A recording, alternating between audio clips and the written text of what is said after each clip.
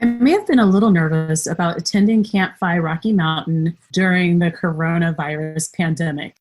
I had no interest in accidentally catching the Rona from one of the attendees because I knew that attendees were coming from out of state. And as luck would have it, some even came from Florida. And I'm sorry, I'm judging you, Florida. Let's be real. However, I decided that because I knew what the COVID mandates were for my state and how we were doing things here, that it was a good risk to take. Like, it wasn't a crazy risk. And Colorado Springs is just down the street, metaphorically speaking, from my house in Denver. It was just a quick drive, and I felt like this I could manage. And I'm so glad that I decided to attend, and it was really a wonderful experience for me.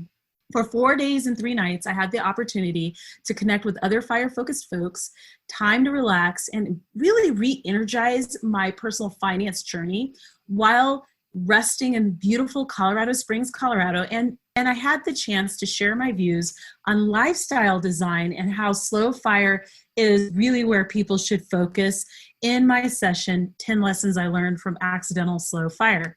If you're thinking about going to a CampFi event near you, give this show a listen where I kind of break down what the experience was like, what to expect, and some other additional thoughts. In order to go to the show notes, go to michelleismoneyhungry.com/CampFi Rocky Mountain. Again, that's michelleismoneyhungry.com/CampFi Rocky Mountain. Do you have 20 minutes later on in your day?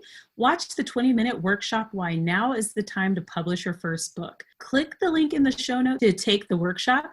If you've already decided to write that first book and need support and resources, join the Make Money with eBooks Academy. Gain ongoing access to the following: a supportive author community, ongoing access to resources for your self-publishing journey, twice a month live office hours, author hot seats, in-depth coverage of the following topics: book writing and productivity, marketing, building your author brand, pricing, and more. I've made over $10,000 in the last couple of years in passive income with ebooks, spending less than $500 on marketing costs. What could you do with an extra $5,000 a year in passive income? Join Make Money with eBooks Academy today.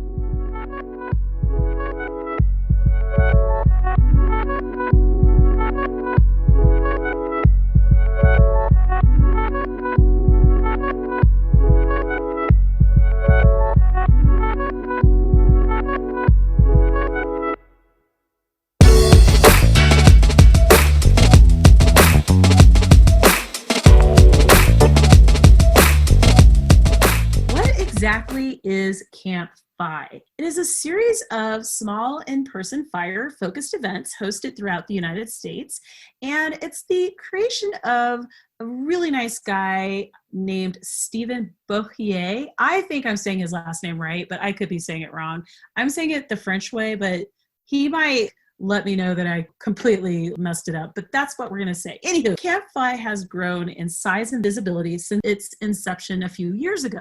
Stephen, like I said, is an incredibly nice guy and super chill, so it's hardly surprising that the vibe of the event echoes his personal energy. For me, CampFi's charm is in its building of community, simplicity of focus, basically all aspects of fire, and the fact that the events are purposely small and cozy. The event that I attended had about 30 attendees, would have typically had around 50 to 60 attendees pre-COVID. The range between 30 to 60, quite frankly, was ideal for me as an attendee because it was so much easier to have a substantive conversation with the other attendees and much easier to avoid overwhelm, especially now. Like, I'm an extrovert, but I'm noticing, because I've been self-isolating since March, that I've gotten a little squirrely, and that big groups, more than like 5 people, I can tell that I'm just like, whoa, that's like, I'm around a lot of people.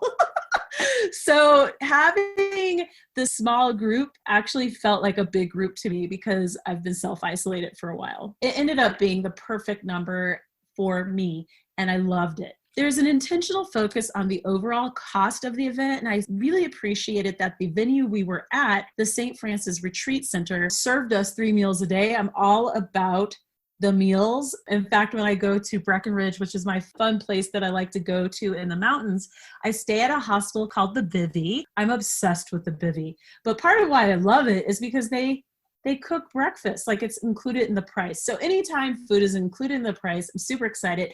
No, it's not cordon bleu, okay? But if the nuns can eat it and enjoy it, so can you. So there was one standout meal though. It was that shrimp and rice. That was really good. Anyway, my point is if you're a super foodie, don't expect that at these events, but I was really pleased with the 3 meals a day. That was awesome. Also, this facility, the St. Francis Retreat Center, was so nice because it was like nestled in the back of Colorado Springs towards the foothills, and there were deer and fawns everywhere. Fawns are the baby deer. It was awesome. I loved seeing the cute little baby deer doing their little baby deer things.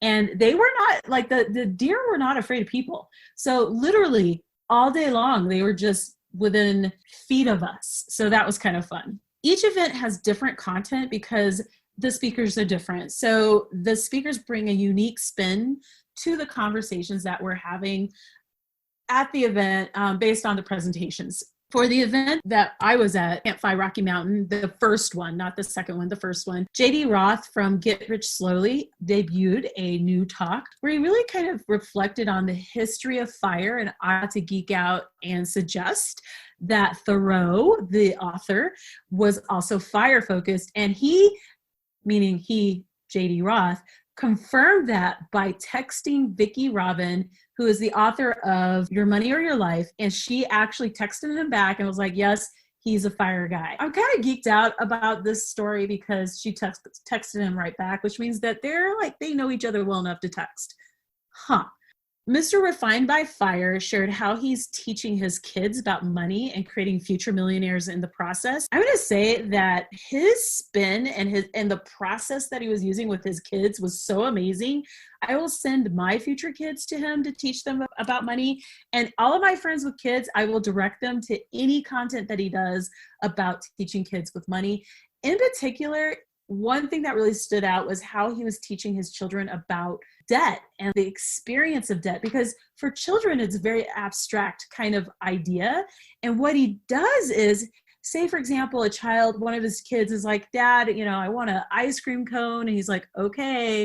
And they're like, but I don't have any money. And he's like, okay, but you'll owe me money. I'll pay for it, but you'll owe me money. And that, how you normally have 2 chores, now you're going to have 4 chores that you have to do in order to pay that off. So that pain situation is very interesting to me because as an adult who's paid off how much debt, that was a lot of pain. And I wonder if I'd had a lesson like that as a child, if I would have ever had debt. I would say no, because I wouldn't have wanted to do double the number of chores. So I loved his approach to teaching children about money. And then finally, Mr. Slowly Sipping Coffee talked about hitting FIRE and then having the unexpected happen, such as divorce or black swan event, or just something that has a direct effect on the numbers that you crunched and worked towards. And now things have changed.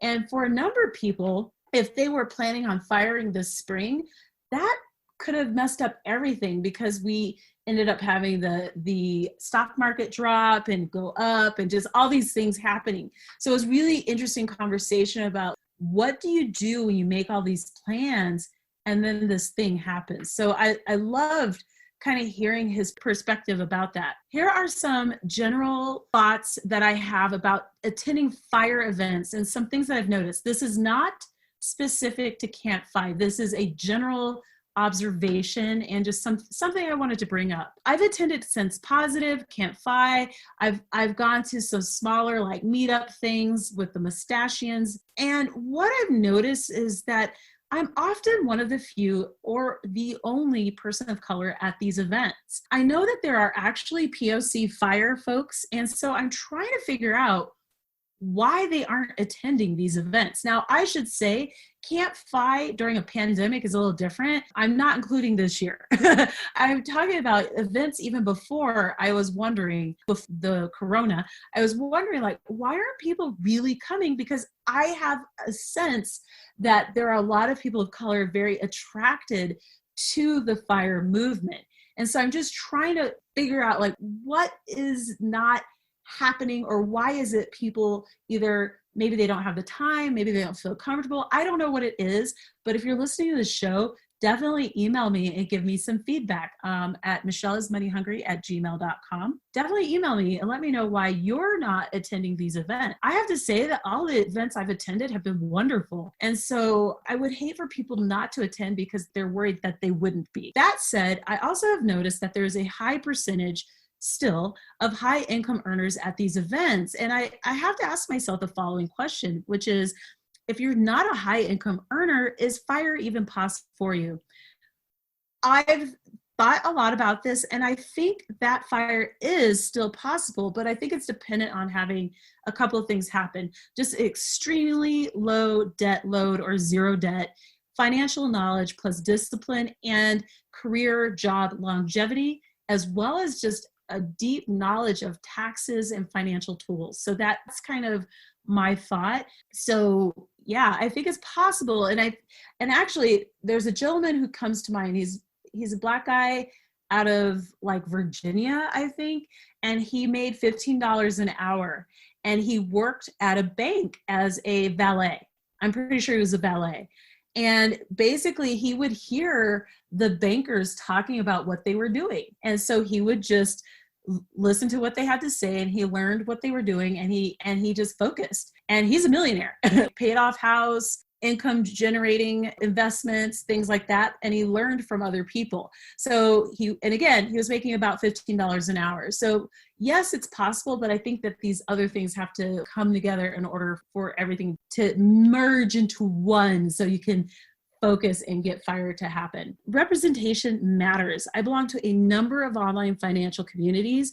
One of the things that I've noticed right away in being in these different spaces is that there are very different questions being asked in the different communities, and the responses to those questions are very different. So for example, in the women's FIRE groups that I belong to, and these are intercultural, so Black, white, Asian, Hispanic, everybody in there, you'll find that there's a lot of questions about spouses who suck at money, like their person sucks at money, or maybe they don't have access to the money in their accounts. I've seen that more than one time, and it's very disturbing. Or you'll see questions like, what can I do to earn money? I'm a stay-at-home mom. And so I've found that. And then I've also seen questions like, I'm the high income in our family, and there's these things that are coming up because of that. So very interesting questions in those women's FIRE groups. But I also belong to a FIRE group for women of color. And those questions happen in that group too. But what also happens is there are a lot of conversations daily on the lived experience as a person of color and the intersection with our money. So that is really interesting to see. And there's no pushback. There's no one telling you that you're wrong, that this is how you perceive the experience, like in other groups. So that is interesting to observe and experience as well. The other thing I've noticed in those POC groups, in that group in particular, is a lot of those members are factoring in extended families' finances in their FIRE number. And again, I don't see a lot of pushback about that in that group compared to in other groups. These are just observations because I noticed things. And so I just found it really interesting. My point in bringing these things up is that ultimately, these events are so important in helping to create the ecosystem that people need in order to nurture the dream of FIRE. Like, you can't just be out in the ether by yourself. It's very difficult to do because you need community, you need knowledge, you need up-to-date details, you need access to tools. And a lot of times other people have that information. So to be part of that ecosystem, that helps you to engage with that additional information that you may not necessarily have. As a result of just the things that I've observed, I've decided to add 2 days of FIRE-focused content to my event that I host called Money on the Mountain. I will be hosting it Labor Day weekend 2021. I just had a hiccup there. Every time I do these shows, I swear I have a hiccup. Anyway, and I'm very excited about adding that FIRE-focused content with a specific interest in highlighting POC FIRE community voices and just helping people learn from them as well. So I think that that's going to be really fun kind of putting that together. So if you have suggestions of who I should reach out to, please let me know.